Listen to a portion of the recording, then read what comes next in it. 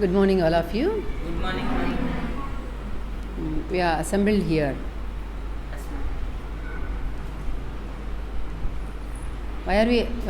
Why are we all here? Huh? To learn something. Are we really learning? Are we learning every moment? But many of our teachers are saying that we are not able to make the children listen. They are not paying attention. They have a lot of disturbances. They are disturbing themselves. So this is our topic today to discuss. Why are we not being alert and attentive in the classrooms? Why are we not able to pay attention? నిజంగా మనకి వినాలని అనిపించటం లేదా? వినడానికి అడ్డంకులు ఏమైనా ఉన్నాయా? వినకుండా ఏం చేస్తున్నాం ఆ సమయంలో? వినాల్సినప్పుడు వినకుండా చాలా కష్టపడి పరీక్షల ముందు చదవడానికి ప్రయత్నిస్తున్నామా?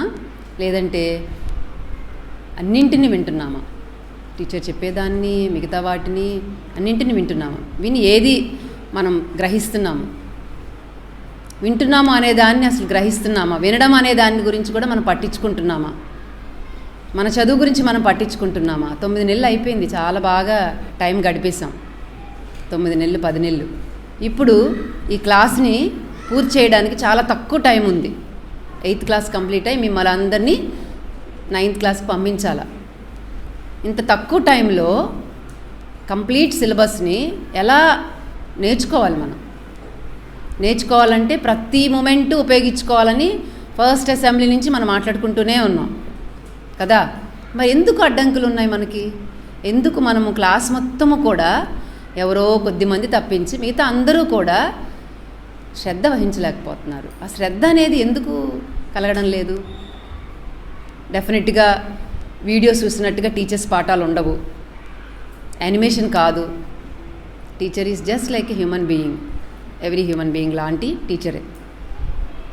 మరి మనకి రాని పాఠాలని, మనకి తెలియని విషయాలని గ్రహించాలంటే వినాలి కదా.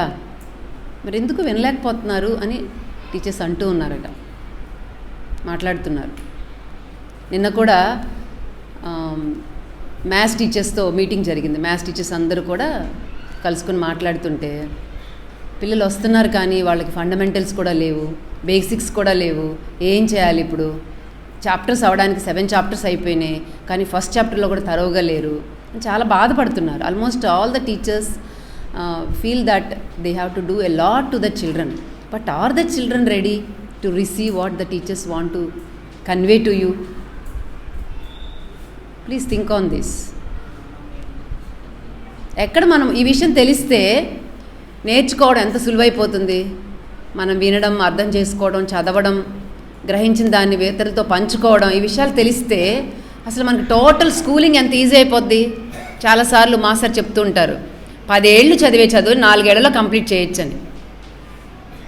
10 నెలల చదువుని మీరు 2-3 మంత్స్లో కంప్లీట్ చేయొచ్చు, మనం అందరం తలుచుకుంటే, మనందరం నిజంగా నేర్చుకోవాలని ఒక పట్టుదల ఉంటే. మరి ఎందుకని ఆ పట్టుదల పోతా ఉంది మనకి? మాట్లాడాలి. మీకు అవకాశం ఇచ్చినప్పుడు డెఫినెట్గా మీరు మాట్లాడాలి. ఈరోజు ఎక్కువ మంది మాట్లాడాలి. లాస్ట్ టైం 9th క్లాస్ వాళ్ళకి జరిగింది, లాస్ట్ వీక్లో వాళ్ళు కూడా మాట్లాడడానికి ప్రయత్నించారు. 8th వాళ్ళు ఇంకా బాగా మాట్లాడతారని అనుకుంటున్నాం. ఓకే, ఎందుకు మనం కంప్లీట్ అటెన్షన్ ఇవ్వలేకపోతున్నాం? మన ఇంద్రియాలు ఎందుకు అప్పగించలేకపోతున్నాం? మనం మళ్ళీ చదవకుండా ఒక్కసారి పాఠాలు వింటే తర్వాత చదివేసుకుంటే అయిపోతుంది కదా. దీన్ని కష్టమైన ఒక టాస్క్ లాగా ఎందుకు చేసుకుంటున్నాం మనం? That's what we want to work on it today.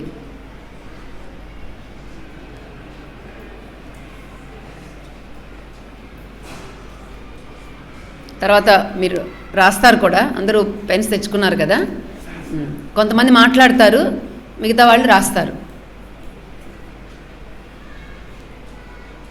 క్లాస్లో మనం ఎందుకు శ్రద్ధగా 40 మినిట్స్ని ఉపయోగించుకోలేకపోతున్నాం? ఇప్పటికి ఆల్రెడీ 8th క్లాస్ వాళ్ళకి స్కూల్ స్టార్ట్ చేసి 3 నెలలు పైన అయిపోయింది. 3 నెలల్లో కనీసము చాలా సిలబస్ మనం కంప్లీట్ చేయడానికి టీచర్స్ అందరూ కూడా వాళ్ళ పీరియడ్స్ అన్నీ కూడా ఉపయోగించుకుంటున్నారు. బట్ ఎక్కడ రీచ్ అవ్వడం లేదు. ఇంకా బాగా ప్రాబ్లమాటిక్ స్టూడెంట్స్, లెర్నింగ్ డిఫికల్టీస్ ఉన్న పిల్లలు ఉన్నారని చెప్తున్నారు. ఎందువల్ల ఇది జరుగుతుంది?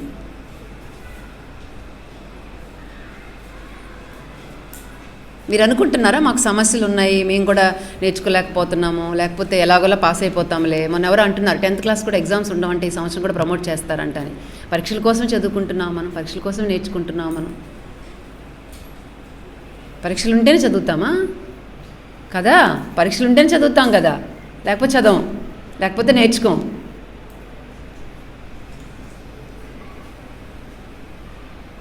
మీరు కూడా మాట్లాడాలి, మీరు కూడా అనుకోవాలి మనం ఎందుకు చదువుకుంటున్నాము, ఎందుకు మనం శ్రద్ధ పెట్టట్లేదు, ఇప్పుడు ఎందుకు మనం సిలబస్ని తక్కువ టైంలో బాగా ఎందుకు పూర్తి చేసుకోకూడదు. అన్ని విషయాలు టెక్స్ట్ బుక్లో ఇచ్చినవి, బయటవి, రేపు సైన్స్ డేకి కావాల్సినవి అన్నీ కూడా ఎందుకు నేర్చుకోకూడదు మనం? మాట్లాడతారు కదా మీరు కూడా. తాతగారు మాట్లాడిన తర్వాత మీరు మాట్లాడడానికి, తర్వాత రాయడానికి ప్రయత్నించండి. చెప్పినవి కొన్ని రాశాను, సెంటెన్సెస్లో రాశాను. నిజంగా అటెన్షన్ లేదు, అది చాలా పెద్ద డిఫికల్టీ అయిపోయి కూర్చుంది. నేను అక్కడ టీచ్ చేసే టీచర్స్ని, నా ఫ్రెండ్స్ని రోజు అడుగుతుంటా ఏం జరుగుతుంది. ఇక్కడి నుంచి అనురాధ అక్కడ క్లాసెస్ తీసుకుంటాము, ఎట్లుందమ్మా, టీచర్స్ ఎట్లున్నారు, పిల్లలు ఎట్లున్నారు అంతా అడుగుతుంటే టీచర్స్ చాలా శ్రద్ధగా చెప్తున్నారు తాతగారు అంటున్నాను.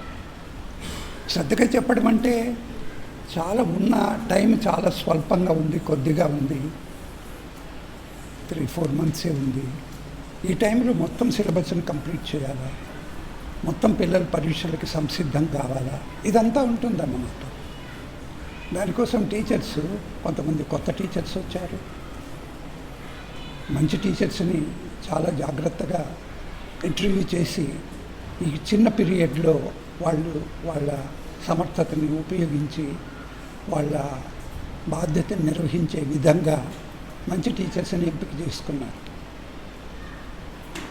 అదంతా ఒక పద్ధతి ప్రకారం జరిగింది. ఎందుకంటే ఇది ప్రత్యేకమైన విషయం. మిగతా దీంట్లో దాదాపు సంవత్సరం పొడుగుతా ఒక ప్రణాళిక, పిల్లలకి కావాల్సిన సమయము, ఎక్స్ట్రా కరిక్యులర్ యాక్టివిటీస్లో కూడా వాళ్ళు పార్టిసిపేట్ కావటము, మరి దాంతోపాటు చంద్రోత్సవము, బాలానందము, ఎన్నెన్నో ప్రోగ్రామ్స్ నిరంతరము, నిత్య కళ్యాణం, పచ్చతోరణము అన్నట్ట నిరంతరమైన కార్యక్రమాల్లో, క్రియేటివిటీస్లో, ఫీల్డ్ ట్రిప్స్లో, స్పోర్ట్స్లో, సైన్స్ ఎక్స్పెరిమెంట్స్లో రకరకాలైన విన్యాసాలతో అరవింద స్కూలు నడిచేది. ఇప్పుడు మొత్తం పీరియడ్ కుచించుకుపోయింది, కొద్దిగా టైం ఉంది. దీంట్లో మీరు ఇచ్చేయాలంటే మీ శక్తిని చాలా ఇంతలు పెంచుకోవాలి, 10 ఇంతలు పెంచుకోవాలి. అయితే డిఫికల్ట్ ఏం మాత్రం కాదు, ఎందుకంటే ప్రాథమిక ఇట్లా ఎడ్యుకేషనల్ సర్వీస్ చూసినప్పుడు మనం చదివే చదువంతా అనవసరంగా 12 ఏళ్ళు చదువుతున్నాము, ఎల్కేజీ నుంచి 10th వరకు అనవసరము, అదంతా కూడా 6 yearsలో కంప్లీట్ చేయొచ్చు అని వాళ్ళు తేల్చేశారు. అది చూసినప్పుడు మనం అర్ధం టైం వృధా చేస్తున్నామేమో, చాలా అశ్రద్ధ కనపరుస్తున్నామేమో అని కూడా మనకు తెలుస్తుంది. 6 ఏళ్లలో కంప్లీట్ చేయొచ్చు అంటున్నారు టీచర్సు. ముఖ్యంగా పిల్లల మైండ్స్ దానికి సంసిద్ధమైనప్పుడు, మీరు అలర్ట్గా ఉన్నప్పుడు హాఫ్ టైం కట్ చేయొచ్చు టోటల్గా. అది నిజం కూడా అనిపిస్తుంది, ఎందుకంటే మనము ఆషామాషిగా గడిపేస్తాము, టైం అంతా కూడా వృధా చేస్తుంటాము, ఏది సరిగ్గా వినము, ఏది సరిగ్గా పట్టించుకోము. ఈసారి దానికి సరిగ్గా పరీక్ష మాదిరి కరోనా వచ్చింది, ఇప్పుడు భయపడిస్తున్నారు.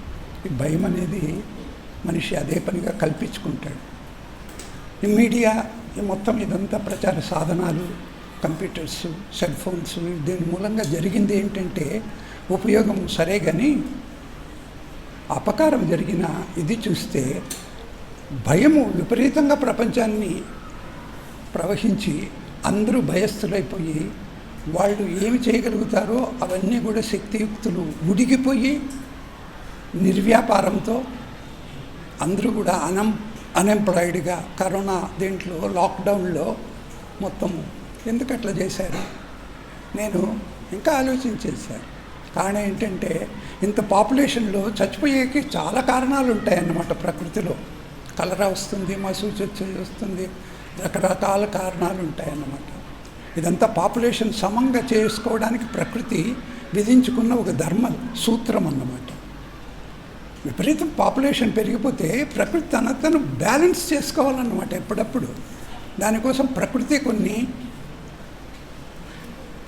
అనేకమైన ఈ విపత్తుల్ని కలిగిస్తూ ఉంటుంది, వైరస్ని కలిగిస్తూ ఉంటుంది.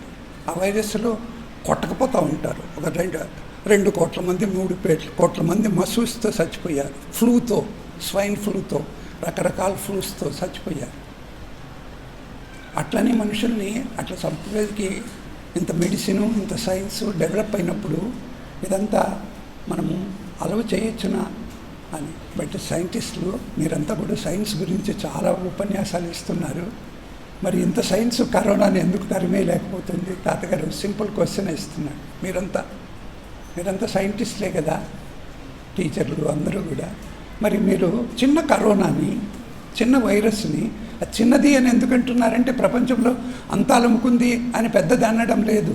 మహా అయితే 10 లక్షల మంది కంటే ఎక్కువ చచ్చిపోలేదు. మసూజ్తో 2 కోట్లు 3 కోట్ల మంది చచ్చిపోయారు.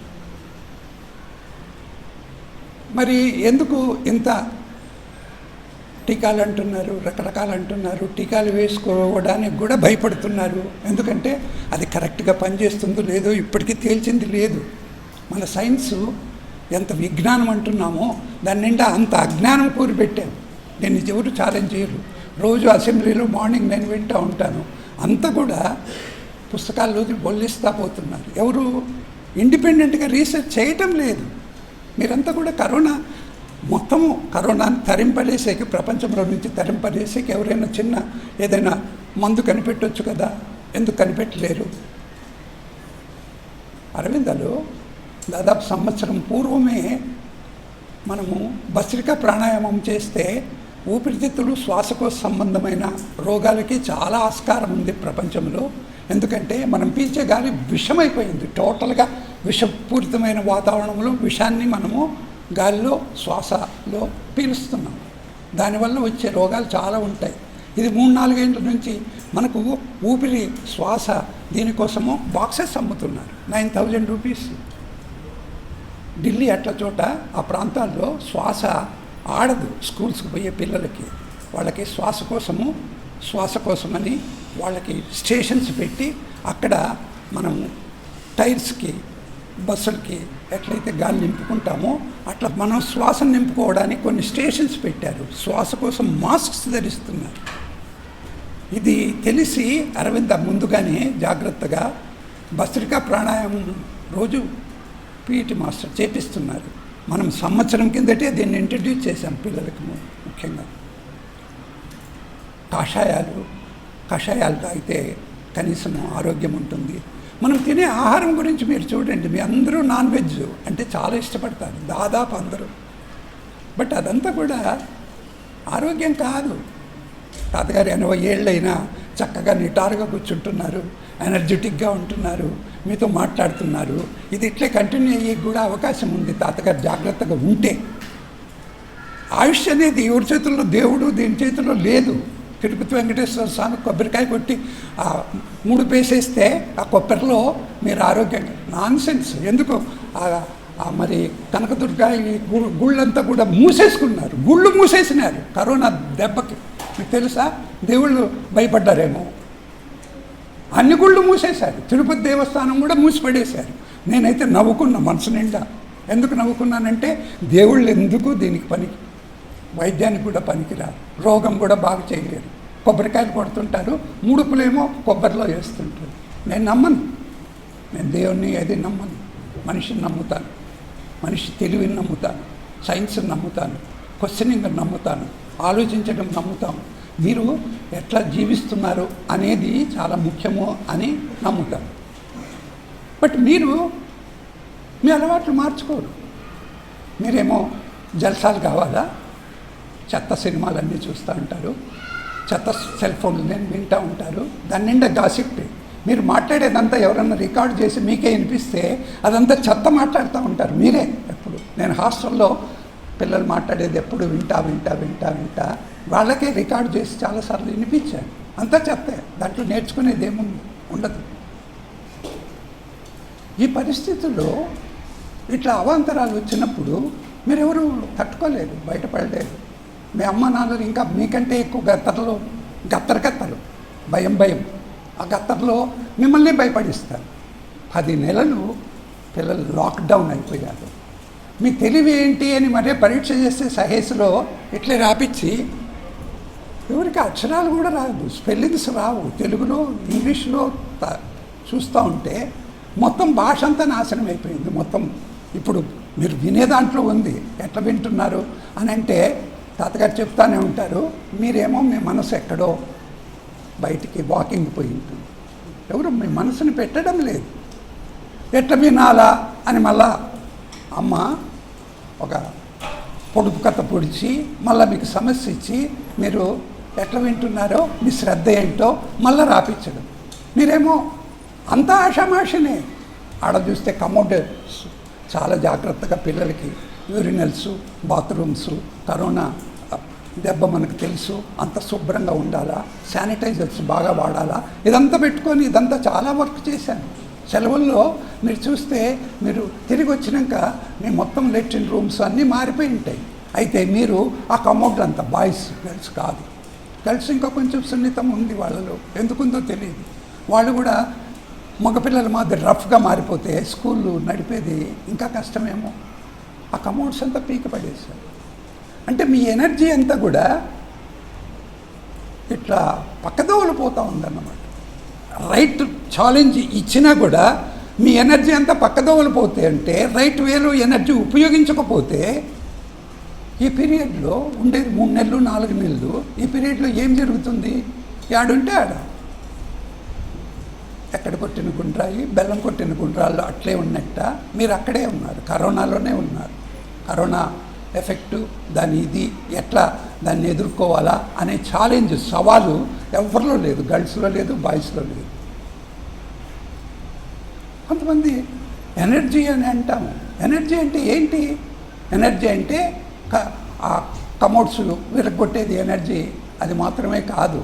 ఎనర్జీ అంటే నువ్వు ఏదైనా గొప్పగా నేర్చుకోవటం, ఏదైనా సరే నువ్వు అనుకున్నది బాగా వినడం. ఎనర్జీ ఉన్నట్టు ఎట్లా తెలుస్తుంది? నీకు ఎనర్జీ ఉంది, ఈ అమ్మాయికి ఎనర్జీ ఉంది, ఆ బాబుకి ఎనర్జీ ఉంది, ఎట్లా తెలుస్తుంది నాకు? నువ్వు ఎట్లా ప్రవర్తిస్తున్నావో తెలిసి, నువ్వు ఎట్లా స్టడీలో ఉన్నావో తెలిసి, నువ్వు ఎట్లా రాస్తున్నావో తెలిసి, నువ్వు ఎట్లా వింటున్నావో తెలిసి, నువ్వు ఎట్లా ఆడుకుంటున్నావో తెలిసి, నిత్య జీవితంలో నీ ప్రవర్తన ఎట్లుందో తెలిసి, దాన్ని బట్టి ఇది ఎనర్జీ అని చెప్పగలుగుతాం. ఎనర్జీ లేకుండా సైన్స్ గురించి మరో మాట్లాడుతున్నారు. సైన్స్ అంటే ఎనర్జీ. సైన్స్లో జీవం పుట్టుక అంటారు. ఎక్కడి నుంచి వచ్చింది ప్రాణము అనేది ఇప్పటికే ఎవరు తెలుసుకోలేకపోతున్నారు, ఎవరు ఆన్సర్ చేయలేరు. మనలోకి ఈ ప్రాణం ఎట్లొచ్చింది, ఒక జీవిలోకి ప్రాణం ఎట్లొచ్చింది, ఒక చిన్న ప్రాణిలో ఒక ప్రాణం ఎట్లొచ్చింది, ప్రాణి ఏ విధంగా పనిచేస్తుంది, ప్రాణిలో ఉండే ఎనర్జీ, ఆ ఎనర్జీ ఎక్కడి నుంచి వచ్చింది, ప్రాణంలో నుంచి వచ్చినప్పుడు ప్రాణం ఎక్కడి నుంచి వచ్చింది, ఇన్ని ప్రశ్నలు. ప్రతి ప్రశ్న సైన్స్తో సంబంధమే. అట్లే మీరు ఎందుకు వినడం లేదు అనేది కూడా సైంటిఫిక్ క్వశ్చనే.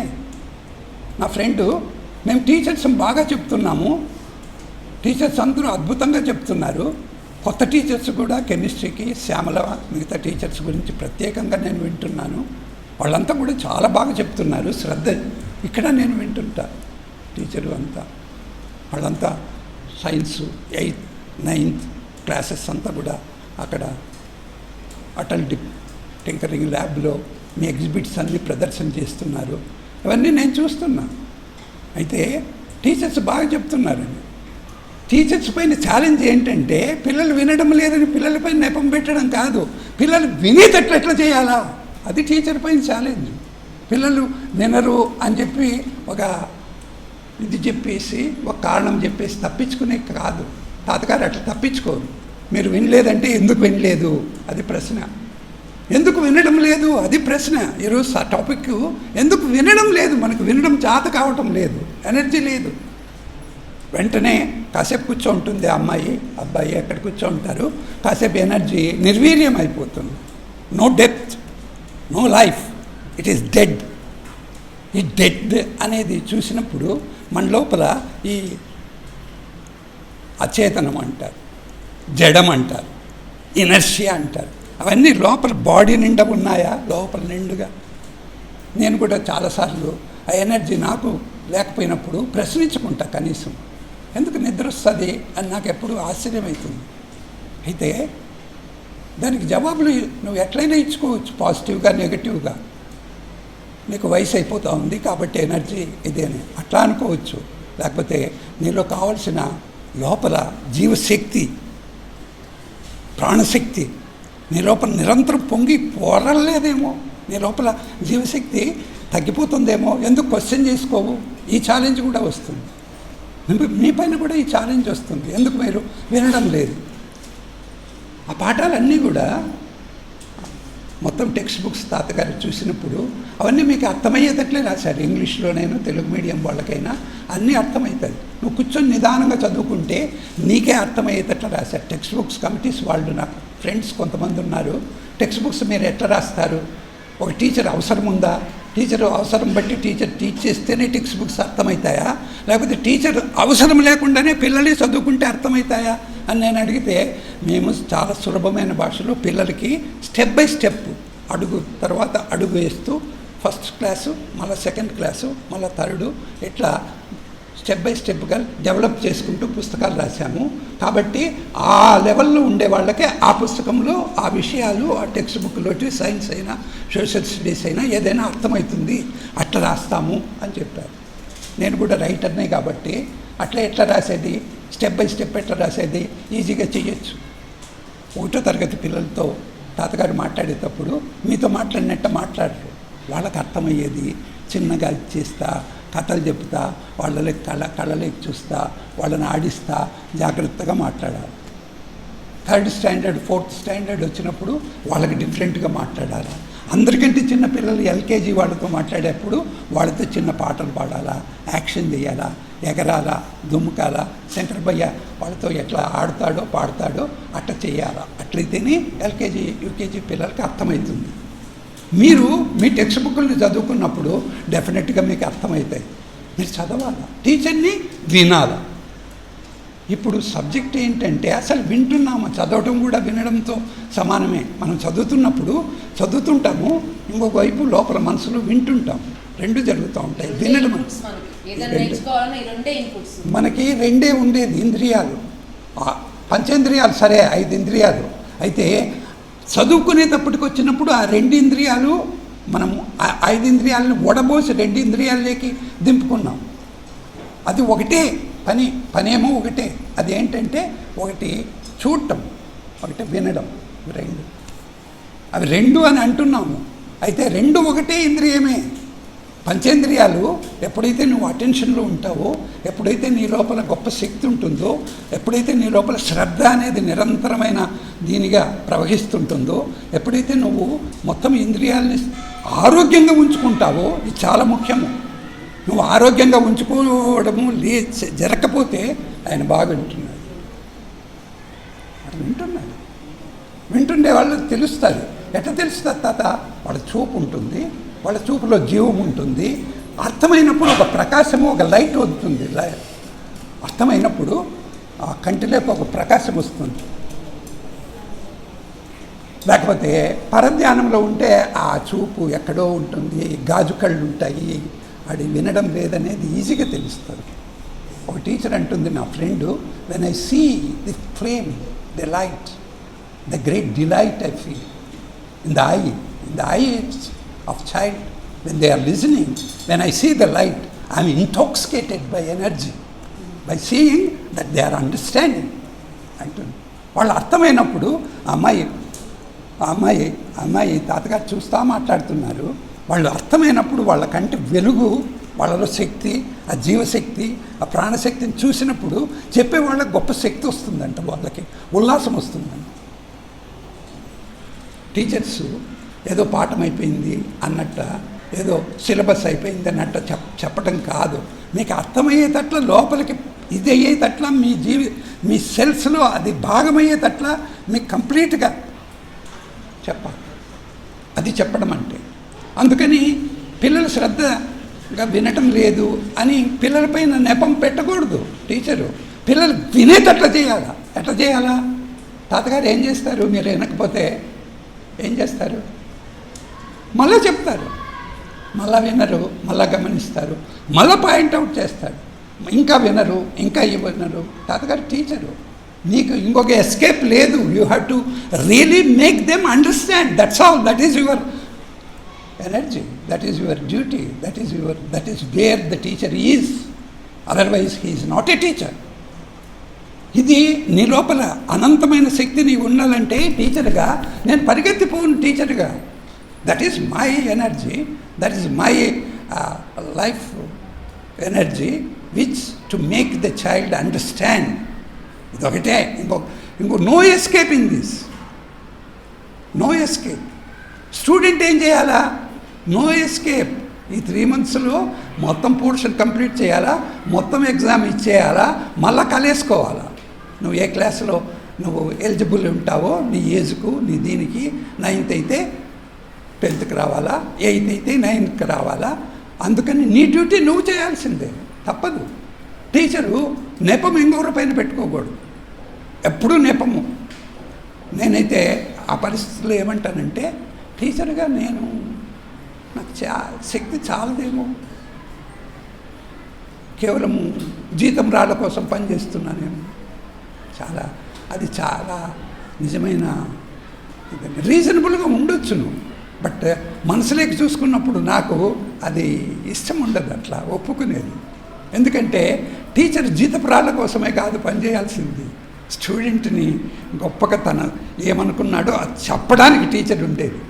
అందుకని మీకు అర్థం కాలేదంటే ఆ నెపము మీ పైన పెట్టను, నా పైన తీసుకుంటా. ఎందుకు వినడం లేదు? నేను నిజంగా వాళ్ళని అటెన్షన్లో తీసుకొచ్చే విధానాలు నాకు తెలియదేమో, ఇంకా తెలుసుకోవాలేమో. నేను కంప్లీట్గా థరోగా ప్రిపేర్ అయ్యి ఒక టీచర్ నేను చూశాను, ఆయనకు షేక్స్పియరు ఒథెల్లో ఎప్పుడు చెప్పలేదట, టెక్స్ట్ బుక్ అది, దాన్ని చెప్పాలా. ఎట్లా చేస్తారు సార్ మీరు, ఇంతకుముందు చెప్పలేదు కదా ఒథెల్లో అంటే, రాత్రల్లో కూర్చుంటాను తాతగారు, రాత్రల్లో కూర్చొని ప్రిపేర్ అయిపోతాను, పొద్దుడికి చెప్తాను. అది అన్నమాట టీచర్ అంటే. ప్రిపేర్ అయి ఎప్పుడు నిరంతరమైన ప్రిపరేషన్ ఏదో, that is the teacher. A challenge వచ్చినా ఛాలెంజ్ని తీసుకోవడానికి సంసిద్ధంగా ఉండడము ఏదో, అది టీచర్. ఏదైనా టీచర్ చెప్పింది ఏదైతే ఉంటుందో దాన్ని ఆకలించుకొని, దాన్ని జీర్ణం చేసుకొని, కంప్లీట్గా దాన్ని వశం చేసుకొని స్వయంగా తనది అనిపించుకుంటారో అది చైల్డ్. స్టూడెంట్ పని అదన్నమాట. ప్రతిదాన్ని అవపోసన పెట్టడమే. అగస్త్యుడు కథలు చెప్తారు పురాణంలో, సముద్రం దగ్గరికి పోయినాడంట. ఆయన దావలేదు సముద్రం దాటేదానికి. ఆయనకు వెంటనే తోచింది, ఈ సముద్రాన్ని అంతా కమండలంలో పెడతాను అనుకున్నాడు. ఏదో మంత్రం వేశాడు, ఆ సముద్రం అంతా కమండలంలో ఇమిడిపోయిందంట. H2O అనే సూత్రం ఆయనకు ముందే తెలుసు అని అంటారు. అంటే వాటర్ ఏంటి, వాటర్ శక్తి ఏంటి, దాన్ని ప్రిన్సిపల్ ప్రకారము కమండలంలో. ఇది కథ. బట్ స్టూడెంట్ ఏం చేయాలా, ప్రతిదాన్ని ఆకలింపు చేసి మొత్తం అంతా కూడా జీర్ణం చేసుకొని తను అర్థం చేసుకోవాలి. ఆకలింపు చేసుకోవడమే అర్థం చేసుకోవటం. అది స్టూడెంట్కి ఆ శక్తి ఉందా, లేకపోతే ఏదైనా. నేను చూసేవాడిని కొన్ని కాలేజెస్లో ఏదైనా వాళ్ళు టీచ్ చేస్తూ ఉంటారు. ఆ టీచరు మధ్యాహ్నం భోజనం అవుతుంది, 1:30కి మళ్ళీ బెల్లు కొడతారు. బెల్లు కొడతానే టీచరు మ్యాథ్స్ బోర్డు పైన తిరిగి వేస్తూ ఉంటారు. నేను చూశాను, మంచి చల్ల గాలి వస్తూ ఉంటుంది, పిల్లలేమో నిద్రపోతూ ఉంటారు. ఆ టీచర్ని పట్టుకొని చెప్పానన్నమాట, నువ్వు బోర్డు పైన చూస్తా అలా ఇస్తేస్తావు, కానీ ఇట్లా పక్కకు తిరిగి ఓవైపు బోర్డు చూస్తా, ఓవైపు పిల్లల్ని అటెన్షన్ ఉన్నారా, వింటున్నారా. ఇప్పుడు మీరు వింటున్నారా లేదా, వాడు వినలేదు. మీరే వెనకాల కూర్చొని గ్యాంగ్ అంతా గ్యాంగ్స్టర్స్. ఈ గ్యాంగ్స్టర్స్ ఏం చేస్తుంటారంటే ఆ కమోడాలు ఎరుగొడుతూ ఉంటారు. గ్యాంగ్స్టర్స్ ఏం చేస్తుంటారో, ఊరికే ఊపిసిపోకకు, ఊరికే తమాషగా అమ్మకి నాన్నకి సంతోషం పెట్టేకో, బంధువులకి సంతోషం పెట్టేకో, ఊరికే వచ్చినట్ట, చదువుకున్నట్ట, ఏదో పెద్ద సాధించినట్ట, పొడిసినట్ట, ఏదో పోజు పెడతా ఉంటారు. ఆ పోజు పెట్టడము ఇదంతా చదువు లక్ష్యం కాదు. నీకు నిజంగా ఇది ఉంటే, నేను కొంతమంది అడిగినాను, తాతగారు ఒకరు ఇద్దరు ఉంటారు తాతగారు క్లాసులో, మిగతా వాళ్ళంతా ఊరికే వస్తూ ఉంటారు పోతూ ఉంటారు. టీచరు అది కాదు చేయాల్సింది, వస్తూ పోతూ ఉండేది కాదు, ప్రతి స్టూడెంట్ వింటున్నారు లేదా అని పట్టి. పూర్వకాలం జైన్ బుద్ధిస్టులలో ధ్యానం చేపించేవాళ్ళంట. వాళ్ళు ఒక మేకను చూశారు, ఆ మేక దుంపుతూ ఉంది, ఎగురుతూ ఉంది. ఇంకొక మేకను చూశారు, అది కూడా ఎగురుతూ ఉంది. ఏంటి మేకలు ఇట్లా ఎగురుతున్నాయని చూస్తే అక్కడ ఏదో ఆకు తింటున్నాయి. ఆకు దగ్గర పోయి వీళ్ళు చూశారు, ఏం ఆకు తింటా ఉంది అని. అది తేయాకు, టీ ఆకు అంటామే, ఆ తేయాకు అన్నమాట. అది తిని అది ఎగురుతూ ఉంది. వీళ్ళు ఏం చేశారు, ఆకుని డైరెక్ట్గా తినలేరు కాబట్టి దాన్ని మరగ కాచి స్టవ్ పైన పెట్టి ఆ నీళ్లు కొంచెం తాగినారు. వాళ్ళు రాత్రల్లో నిద్రపోలేదు, ఆ టీ దెబ్బకి రాత్రల్లో నిద్రపోలేదు. అద్భుతంగా వింటున్నారు, అద్భుతంగా ధ్యానం జరుగుతూ ఉంది, మెలకువలో ఉన్నారు, నిద్రే రాలే. అప్పటి నుంచి టీ అందరికీ ఇంట్రడ్యూస్ చేశారు, అట్లా మందు ఏదన్నా ఉందా అని. అయితే అది కూడా ఆరోగ్యానికి మంచిది కాదు. కారణం ఏంటంటే మనం నిద్రపోయేటప్పుడు నిద్రపోవాలి, మేలుకున్నప్పుడు మేలుకోవాలి, నిద్రపోయినప్పుడు కంప్లీట్ రెస్ట్లో ఉండాలి. అంతేగాని టీ తాగి మేలుకోవడము రైట్ కాదు. అందుకని తాతగారు అది సజెస్ట్ చేయటం లేదు. మందులు ఉన్నాయి మేలుకోవడానికి, దానికి అది అనేకమైన ఇతర సైడ్ ఎఫెక్ట్స్కి మూలమవుతుంది. మనం సైడ్ ఎఫెక్ట్స్లో పోకూడదు. అందుకని మీరు మీ సహజమైన శక్తుల్ని ఎట్లా నిలుపుకోవడంపైనే ఆధారపడాలి. సహజమైన శక్తులు అంటే మనకుండే న్యాచురల్ ఎనర్జీస్, వాటినే నిలుపుకోవాలి. దీంట్లో చాలా సూక్ష్మాలు ఉన్నాయి. ఈ సూక్ష్మాలు కూడా మీరు గ్రహించాలి. మనము తాతగారు చెప్పేది వ్యతిరేకంగా చెప్తున్నారు మీ టీచర్స్ చెప్పేదానికి. దానికి మీ టీచర్స్ దయించి అదేంటో అర్థం చేసుకోవాలి. కారణం ఏంటంటే టీచర్స్ అంతా కూడా కంఠపాఠం కొట్టేది నేర్పించారు పిల్లలకి. ఇది చాలా ప్రమాదం. ఇండియాలో మొత్తం ప్రపంచంలో అన్నిటికంటే ఇండియాలో కంఠపాఠం కొట్టే విద్య వేదాల నుంచి ఉందన్నమాట. ఊరికి బట్టి పెట్టి పురోహితులు మంత్రాలు చదువుతూ ఉంటారే, అది రైట్ కాదు. అది చదువు కూడా కాదు, దానివల్ల నేర్చుకోరు. కొంతమంది మ్యాథ్స్ కూడా కంఠపాఠం కొడుతూ ఉంటారు. చాలా భయంకరమైన విషయం అది. నువ్వు ఏది రాసేటప్పుడు పుస్తకంలో అది రాయకూడదు, నీ సొంతం రాయాలి. సొంతం అంటూ ఒకటి ఉంటుందా? ఉండదు. అంతా కూడా మనిషి ఆలోచన చేసిందే, అదంతా ఆలోచనే. అయితే ఆ సమయంలో నువ్వు ఫ్రెష్ మైండ్తో ఉన్నప్పుడు నీ లోపల కొత్త శక్తి ప్రవహిస్తుంది. ఆ శక్తిని ఆ శక్తి కొత్త భాష కూడా వస్తుంది, నీ స్వంత భాష. నీ సొంత భాషలో రాయాలి. అట్లా రాస్తే పరీక్షలో మార్కులు ఇవ్వరు అని కూడా చెప్తూ ఉంటారు. వాళ్ళు ఇవ్వకపోతే టీచర్ని దండించాలి. ఎగ్జామినేషన్ పేపర్ టెస్ట్ చేసి మార్కులు ఇచ్చే వాళ్ళని దండించాలి. ఇండిపెండెంట్గా రాసే శక్తిని పిల్లల్లో పెంచాలంటే పిల్లలు ఇండిపెండెంట్గా కంఠపాఠం కొట్టేది మానేసేయాలి. ఇంకోటి ఏంటంటే చాలా ఇంపార్టెంట్, మనం చదువుతున్నప్పుడు వింటున్నప్పుడు అది జ్ఞాపకం పెట్టుకోవాలా అని ప్రయత్నం చేయకండి, ఊరికే వినండి. ఇది చాలా అద్భుతమైన సూత్రం. తాతగారు దీన్ని మనస్ఫూర్తిగా చెప్తున్నారు, మనస్ఫూర్తిగా నేర్చుకుంటున్నారు. ఊరికే వినండి, ఊరికి వినడంలో ఇంత అర్థం ఉంది. ఎట్లా వింటున్నారు మీరు అనేదానికి ఇంత ఫిలాసఫీ ఉంది. తాతగారు ఆ ఫిలాసఫీ పైనే వర్క్ చేస్తున్నారు. ఊరికి వినడం. ఎట్లా వింటారు? ఫ్యాన్ శబ్దం తిరుగుతూ ఉంది,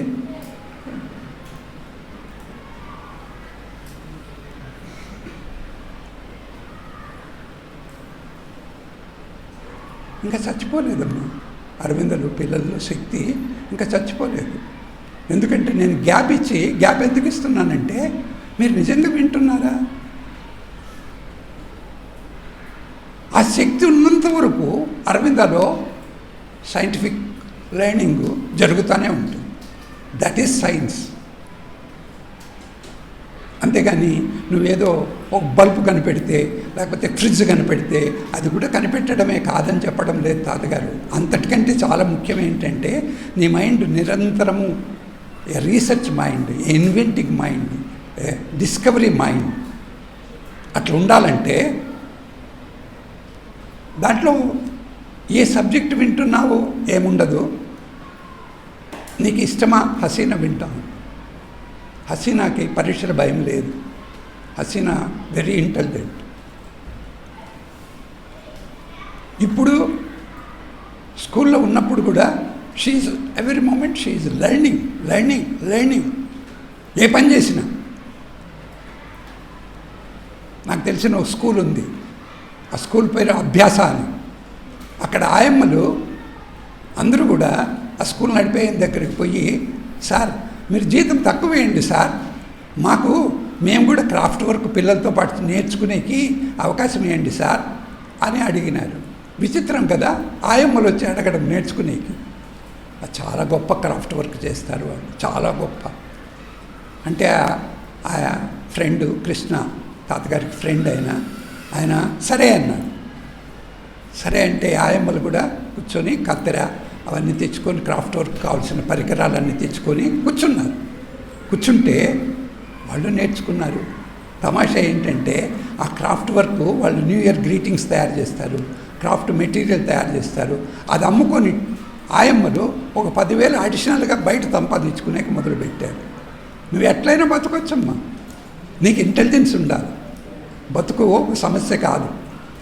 నువ్వు డల్గా ఏదో తద్దినం పెట్టినట్ట ఏదో విని దాన్ని కంటపటం కొట్టి అది జడ్డు రకం, అది చాలా అన్ఇంటెలిజెంట్ వే ఆఫ్ లర్నింగ్. అట్లా కాకుండా నువ్వు ఇంటెలిజెంట్గా వింటే అదే మాట్లాడుతున్నాం. అందుకని నువ్వు విషయం జ్ఞాపకం పెట్టుకోవాలా, దాన్ని అట్లే బట్టి పట్టాలా అనే దీంతో చేస్తే నువ్వు జడంగా తయారవుతావు. You become inertial. Inertia is not learning. Learning is great process of great intelligence. ఆ ప్రాసెస్ నీకు తెలియాలంటే ఊరక వినడం. తాతగారు ఊరక అనే పదం వాడుతున్నారు. ఊరక అంటే జస్ట్ లిసన్. ఇంకొక ఫ్రెండ్ చెప్పాడు, గ్రీక్ ఫిలాసఫర్, నేను మొన్ననే ఎందుకు మిస్ అయ్యానో తెలియదు.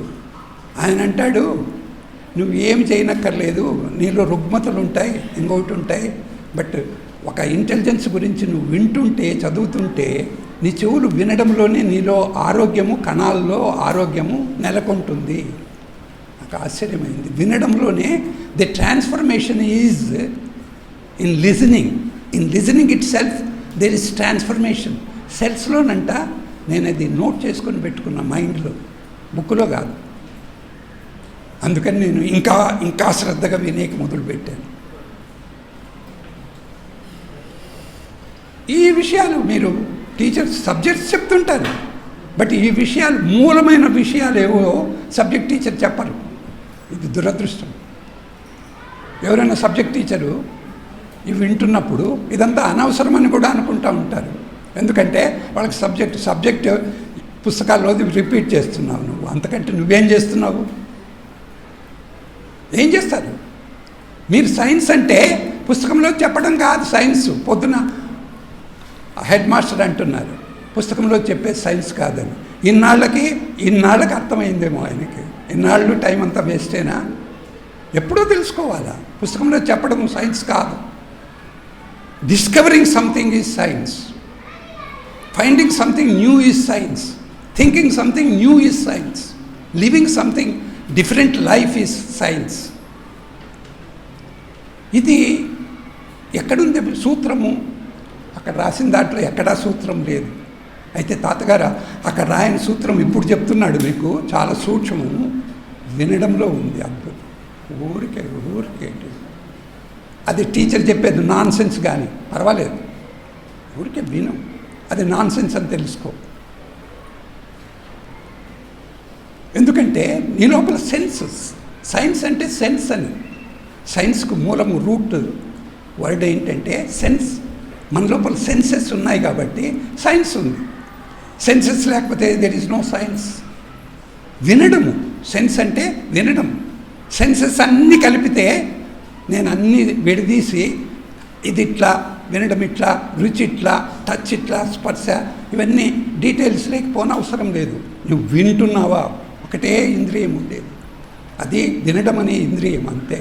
నువ్వు వింటున్నావా, నువ్వు అద్భుతం అయిపోతావు. నువ్వు కంటపట్టం కొట్టే అవసరం లేదు, బట్టి అవసరం లేదు, నీకు సంవత్సరము అంత టైము అవసరం లేదు. ఈ 3 నెలలు 4 నెలలు చాలు. నేను వినేది వస్తే you can do anything, you can do miraculous this, you can learn anything.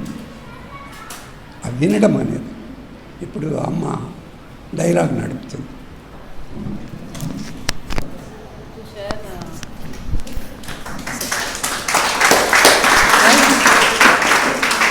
So, నేర్చుకుంటే తప్పక awesome. Yeah. Here is a friend, Mr. Kishan Naik from Ajim Premji University. Yes. So he's also in education. So there is a degree in education. So I think he will also share a few things. What makes the children be interested in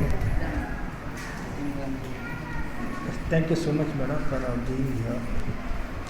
so తాతగారిని వింటా ఉంటే నాకు really JK గారు గుర్తొస్తున్నారు, Jiddu Krishnamurti garu. Because I usually read is books and one of my professor Kausturai garu, అతను కూడా జిడ్డు కృష్ణమూర్తి గారితో పనిచేశారు couple of months. So నాకు ఆయన గుర్తొస్తున్నారు యాక్చువల్గా. ఎందుకంటే education is nothing but just acquiring the knowledge or information. It's all about how to become a child in creative, critical and independent thinker. That's what actually the aims of education meant for. So ఆ వ్యవస్థలో మనం కూడా ఉండాలంటే తాతగారు చెప్పినటువంటి ఆ విషయాలు they are very very core and basic things that every child can do.